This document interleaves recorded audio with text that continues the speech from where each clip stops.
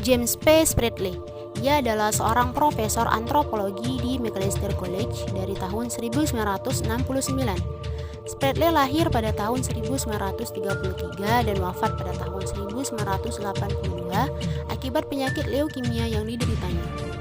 Ia adalah tokoh utama dalam perkembangan etnografi baru yang memandang setiap individu sebagai pembawa budaya daripada sekedar melihat hasil karya seniman-seniman hebat pada saat itu.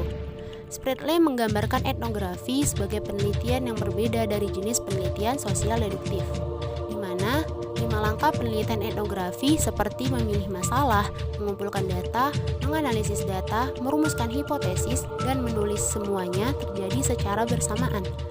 Karya Spradley banyak digunakan sebagai teks perguruan tinggi untuk kelas studi Amerika pada tahun 1970-an.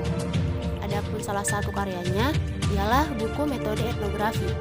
Kehadiran buku etnografi karya James P. Spradley ini amatlah diperlukan, khususnya tatkala studi-studi di tingkat lokal menuntut adanya kontak langsung dengan budaya dari kelompok masyarakat yang menjadi sasaran kajian tersebut. Melalui buku Metode Etnografi ini, James P. Spradley menawarkan suatu resep bahwa cara terbaik untuk belajar etnografi adalah dengan menulis etnografi. Adapun untuk mendukung resep tersebut, Spradley menyusun suatu panduan metode khas yang disebutnya sebagai alur penelitian maju bertahap atau The Development and Research Sequence. Metode ini didasarkan pada 5 prinsip, yaitu teknik tunggal, identifikasi tugas, maju bertahap, penelitian orisinal, dan problem solving. Kemudian, melalui pendekatan etnosemantik, Spradley mengajak para calon etnografi untuk menekuni 12 langkah pokok yang berguna sebagai panduan dalam teknik wawancara etnografis. Profesor Dr. Ahmad Fediani Syaifuddin. Beliau lahir di Banjarmasin, Kalimantan Selatan pada tanggal 27 Juni 1952 yang merupakan seorang pakar di bidang antropologi dan pengajar Indonesia. Ia merupakan guru besar antropologi Fakultas Ilmu Sosial Ilmu Politik Universitas Indonesia. Ia mendapatkan gelar sarjana di Universitas Indonesia dalam bidang antropologi pada tahun 1981, kemudian gelar Master of Arts pada tahun 1985 dan Doctor of Philosophy pada tahun 1992 dari Universitas Pittsburgh, USA. Dalam perjalanan akademisnya, ia mengikuti beberapa pendidikan tambahan di luar negeri seperti kursus singkat intensif bahasa Inggris di Departemen Bahasa Oregon State University di USA pada bulan Juni sampai Juli 1984, kursus singkat pengenggangan kurikulum pendidikan tinggi di University of Manitoba, Kanada pada April sampai Mei 1993.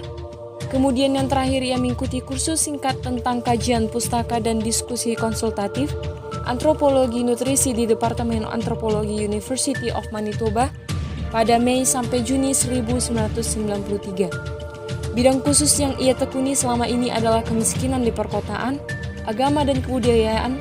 Bidang lain yang ia tekuni adalah mengenai kekerabatan dan organisasi sosial, kajian-kajian tentang jaringan sosial, masyarakat dan kebudayaan Amerika, kemudian antropologi kesehatan serta metodologi antropologi. Ia mempunyai cukup banyak pengalaman dan bidang pengajar.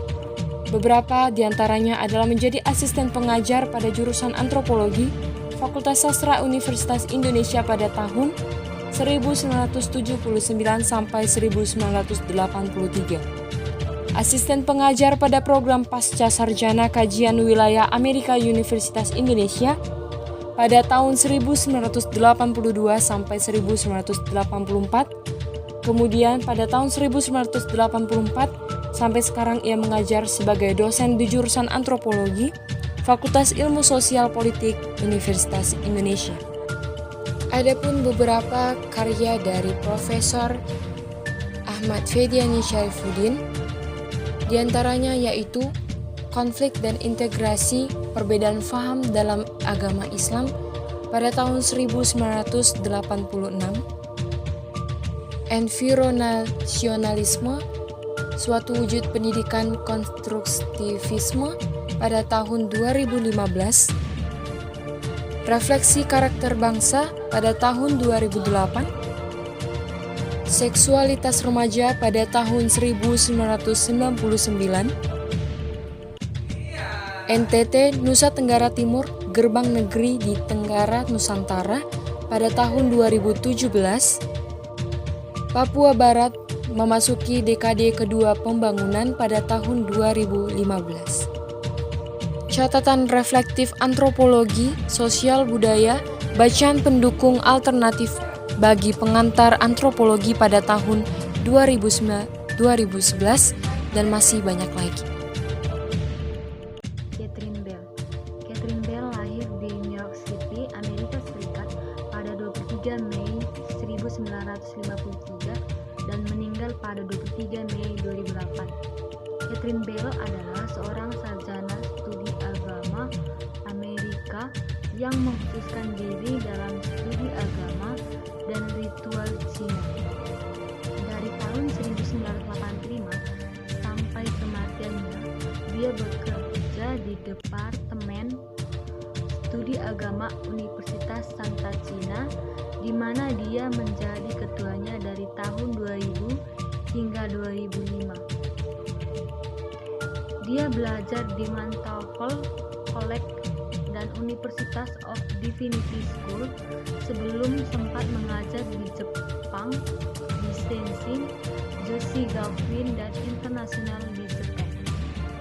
Kembali ke Amerika Serikat dan dia mulai bekerja di Santa Clara pada tahun 1985, mengabdikan penelitiannya pada ritual Tionghoa, menghasilkan publikasi yang paling menonjol, yaitu teori ritual, praktik ritual. Pada tahun 1998, ia menjadi profesor studi agama Barnett Henry sebelum menjadi ketua Departemen Studi Agama pada tahun 2000. Pensiun karena masalah kesehatan yang berkepanjangan pada tahun 2005, ia terus melakukan penelitian hingga kematiannya. Karyanya yang menonjol yaitu teori ritual, praktik ritual. Sarjana studi agama Dele John T. Price berpendapat bahwa buku tersebut mengubah kerangka untuk memahami sifat dan fungsi ritual yang merupakan kontribusi terbesar.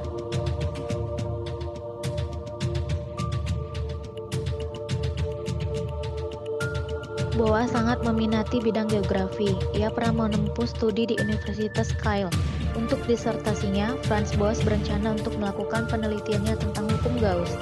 Namun, dosen pengampu tesisnya, Gustav Frasten, menyuruhnya untuk melakukan penelitian mengenal sifat optik air.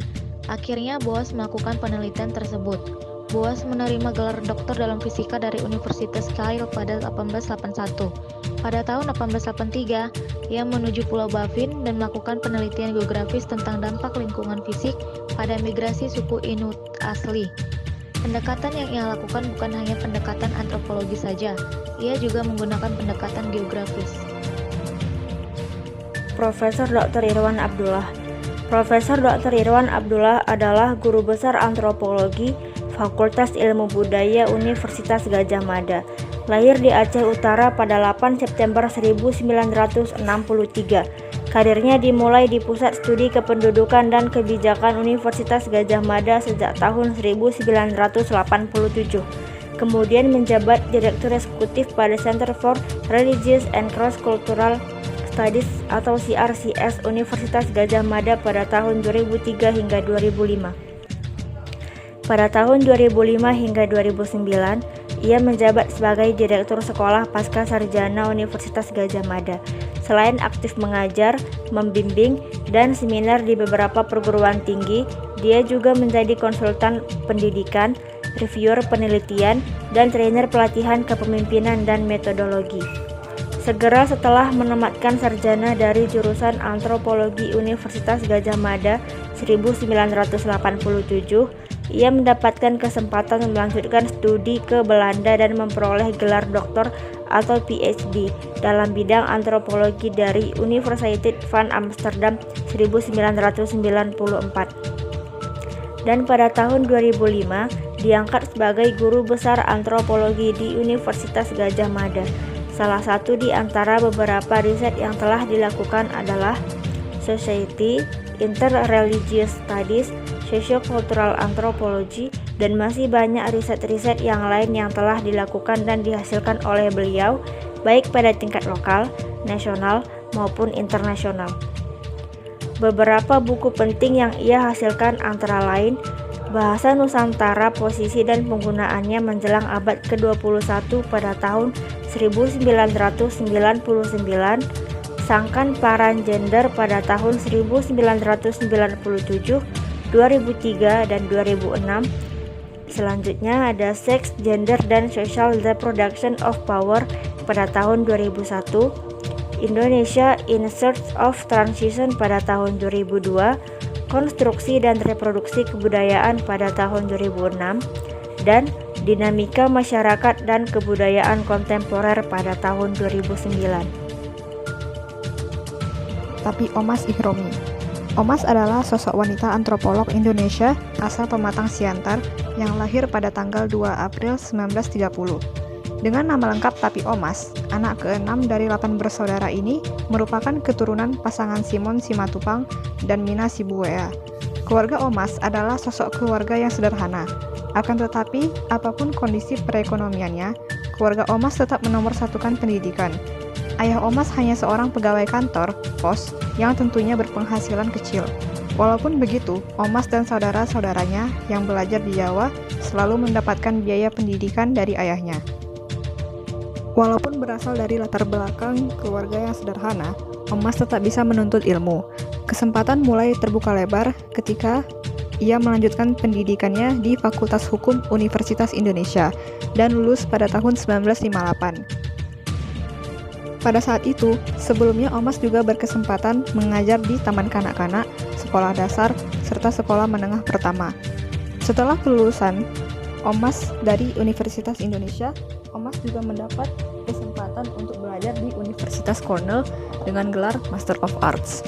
Setelah kelulusan dari Universitas Cornell, Omas mengajar di Fakultas Hukum Universitas Indonesia serta mendapat gelar doktor di bidang antropologi pada tahun 1978. Omas menjadi seorang pakar hukum adat yang membela adat istiadat Indonesia. Di samping itu, Omas juga aktif dalam membela kedudukan perempuan dalam masyarakat Indonesia dengan ikut berpartisipasi mendirikan Pusat Kajian Perempuan di Universitas Indonesia pada tahun 1979. Banyak pula karya-karya tulis Omas yang menulis tentang adat istiadat dan peranan wanita Indonesia, di antaranya Antropologi Sosial dan Budaya pada tahun 1963, Peranan dan Kedudukan Wanita Indonesia pada tahun 1983, dan lain sebagainya. Omas menikah dengan Ihromi, yaitu pemuda asal Sunda. Ihromi merupakan orang yang juga mengambil gelar Master of Arts bersamaan dengan Omas. Hanya saja mereka berbeda universitas dan bidang studi. Kalau Omas di Universitas Cornell, sedangkan Ihromi di Universitas Harvard. Omas dan Ihromi dikaruniai oleh 2 orang anak perempuan dan 4 orang cucu. James Danan Jajah. Beliau lahir di Jakarta Barat pada 13 April 1934 dan beliau wafat di Rumah Sakit Bakti Yuda Depok pada hari Senin, tanggal 21 Oktober 2013, pada saat ia berumur 79 tahun. Beliau merupakan seorang antropolog asal Indonesia.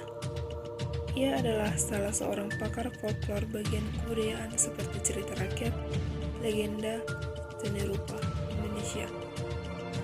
Beliau telah mengajar antropologi di Universitas Indonesia sejak tahun 1960.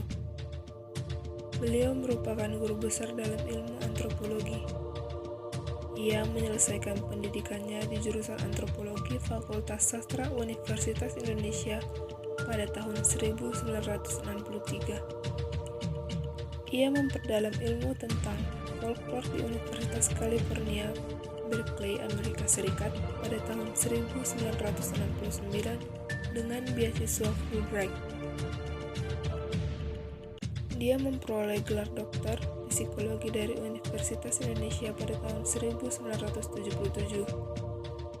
beliau mempunyai banyak karya yang tersohor.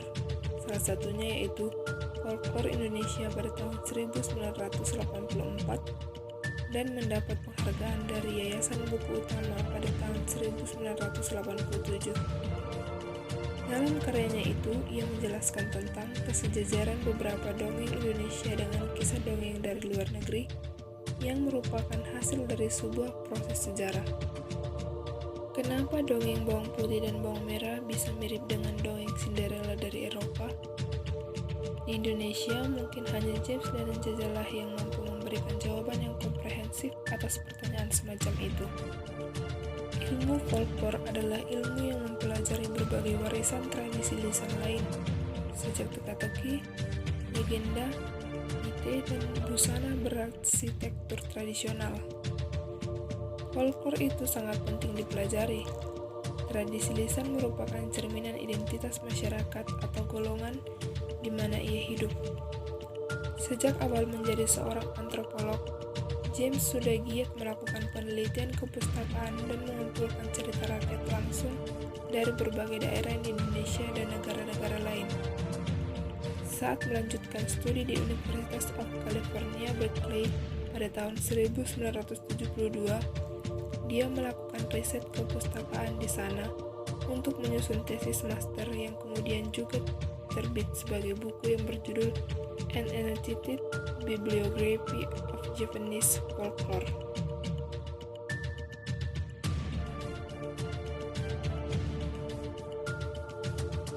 Suwardi Endraswara. Suwardi Endraswara lahir di Kulon Progo tanggal 3 April 1964. Ia menempuh S1 pada program studi sastra dan budaya Jawa di IKIP Yogyakarta. Sejak tahun 1989, ia dipercaya menjadi staf pengajar di angkatannya, yang sekarang menjadi program studi pendidikan bahasa dan sastra Indonesia dan daerah di Universitas Negeri Yogyakarta. Ia menempuh program studi S2 di Fakultas Ilmu Budaya Universitas Gadjah Mada. Ia pernah bekerja sebagai guru SPG 12 di Bantul selama 3 tahun dan menjadi redaksi Mekarsari selama 2 tahun serta sebagai penyunting majalah sastra Jawa Pagagan.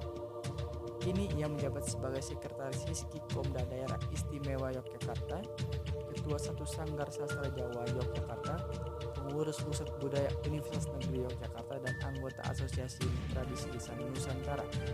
Profesi yang digeluti oleh Suwardi Endraswara yaitu sebagai peranata manten gaya atau nyastra, moderator di berbagai event sastra dan budaya, pernah pula menjadi juri dalam berbagai lomba. Dan berikut adalah buku yang ditulis oleh Suwardi Endraswara, yaitu Jangka, Antologi Cerita Jeka Pilihan, Kristal Emas, Antologi Geguritan, Mutiara Segegem, Antologi Cerita Ceka, Kembang In Mangsa Ketiga, Antologi Esai, Mutiara Aksara Jawa, Folklor Nusantara. Profesor Dr. Puntaraningrat lahir di Sleman pada tanggal 15 Juni tahun 1923. Antropolog pertama Indonesia ini meninggal dunia dalam usia 75 tahun pada hari Selasa 23 Maret tahun 1999 sekitar pukul 16.25 di Rumah Sakit Keramat nomor 18 Jakarta Pusat. Dia telah terkena stroke sejak tahun 1989 dan dimakamkan di TPU Karet Bifak pada hari Rabu 24 Maret 1999 sekitar pukul 13.00. Ayahnya, R.M. Emawan Brotokoesomo, adalah seorang pamong praja di lingkungan Pakualaman. Ibunya, R.A. Pratisi Tirto Tenojo, sering diundang sebagai penerjemah bahasa Belanda oleh keluarga Pakualang. Walaupun anak tunggal, didikan ala Belanda yang diterapkan ibunya membuat menjadi pribadi yang disiplin dan mandiri sejak kecil. Puntaraningrat tertarik pada bidang antropologi sejak menjadi asisten Profesor G.J. Held, guru besar antropologi di Universitas Indonesia, yang mengadakan penelitian lapangan di Sumbawa. Sarjana Sastra Bahasa Indonesia dari Universitas Indonesia pada tahun 1952 ini meraih gelar MA di bidang antropologi dari Yale University AS tahun 1956 dan Doktor Antropologi dari Universitas Indonesia tahun 1958. Pak Cohen, demikian ia disapa, merintis berdirinya 11 jurusan antropologi di berbagai universitas Indonesia. Ilmuwan yang mahir berbahasa Belanda dan Inggris ini juga tekun menulis. Beberapa karya tulisnya telah menjadi rujukan bagi dosen dan mahasiswa Indonesia. Ia banyak menulis mengenai perkembangan antropologi Indonesia sejak tahun 1957 hingga 1999. Ia telah menghasilkan puluhan buku serta ratusan artikel. Melalui tulisannya, ia mengajarkan pentingnya mengenal masyarakat dan budaya bangsa sendiri. Buah-buah pikirannya yang terrangkum dalam buku kerap dijadikan acuan penelitian mengenai kondisi sosial, budaya, dan masyarakat Indonesia, baik oleh para ilmuwan Indonesia maupun asing. Salah satu bukunya yang menjadi pusat pembelajaran para mahasiswanya adalah Kuncaran Ningrat dan Antropologi Indonesia, yang diterbitkan pada tahun 1963. Dalam buku itu ceritakan kegiatan Profesor Dr. Kuncaran dalam menimba ilmu. Juga dalamnya, dia menjadi tokoh pusat dalam perkembangan ilmu antropologi. Beberapa penghargaan yang telah dianugerahkan padanya atas pengabdiannya dalam pengembangan ilmu antropologi, diantaranya penghargaan ilmiah gelar Doktor Honoris Causa dari Universitas Utrecht pada tahun 1976 dan Fukuoka-Asian Cultural Prize pada tahun 1995. Pak Cohen juga mendapat penghargaan Satya Lencana Dwija Sista dari Menhankam RI pada tahun 1968 dan 1951. Pierre Bourdieu. Beliau lahir dengan nama Pierre Félix Bourdieu di Denwin, Prancis Selatan pada tanggal 1 Agustus 1930. Bourdieu tumbuh di keluarga kelas menengah ke bawah. Pada awal tahun 1950-an, Bourdieu mengikuti kuliah dan mendapatkan ijazah dari Institut Keguruan di Prancis École Normale Supérieure. Ia menikah dengan Marie Claire Guizard pada tahun 1962 dan memiliki 3 putra, yaitu Jérôme, Emmanuel, dan Laurent. Bourdieu belajar filsafat dengan Louis Althusser di Paris di École Normale Supérieure setelah mendapatkan izin mengajarnya. Bourdieu bekerja sebagai guru di Moulins-la-Huche 1955 sampai 1958. Kemudian pada 1956, Bourdieu mengikuti wajib militer untuk Prancis dan mengambil posisi sebagai dosen di Aljazair.